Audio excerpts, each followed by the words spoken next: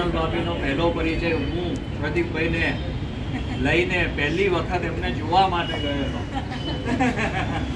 ત્યારે અમારા પ્રદીપભાઈ શાહરુખ ખાન જેવા દેખાતા હતા અને પહેલી જ મુલાકાતમાં બંને એગ્રી થઈ ગયા એકબીજા સાથે કે હવે આપણે જીવનમાં આગળ વધીશું અને સરસ મજાનું દાંપત્ય જીવન જોડે જોડે પસાર કર્યું. એવી જ રીતના એક આદર્શ શિક્ષક તરીકે એમણે ખૂબ સારી કામગીરી કરી છે, જેનો આ એક જીવંત દસ્તાવેજ કહેવાય. આટલા બધા સ્ટાફ મિત્રો આવે એ બહુ સારી બાબત છે. ખૂબ ખૂબ શુભેચ્છાઓ.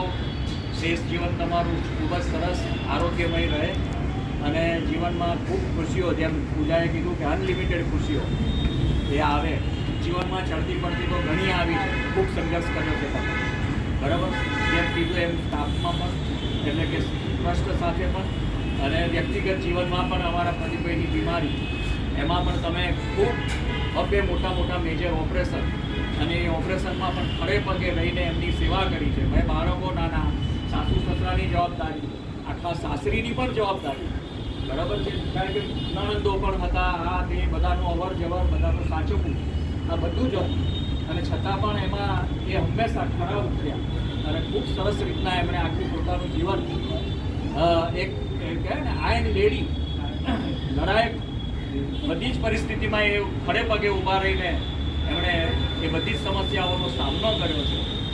એટલે ગર્વની વાત છે કે એક એવા શિક્ષકની સાથે અમે લોકો જીવી રહ્યા છે.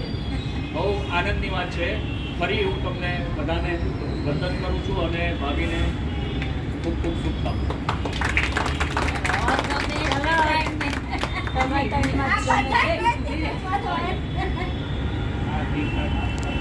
તમારી આગળની લાઈફ ખૂબ તંદુરસ્ત રહે એવી શુભકામના.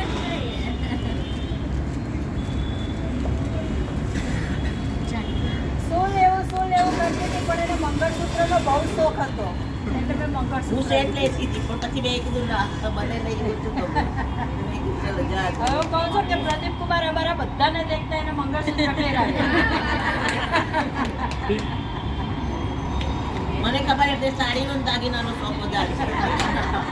હવે સાડી લઈશ તો સાડી તો બહુ આપણે વર્ષો પહેલા બહુ આપી દીધી એટલે મેં કીધું ના હવે પાકીટ યાદ કરું છું એટલે પાકીટ મેં બહુ પાકીટ આપી દીધી.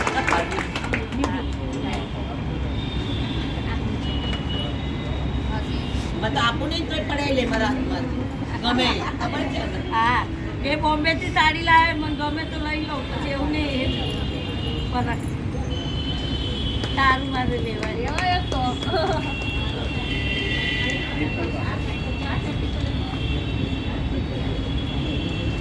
ચાલો ખૂબ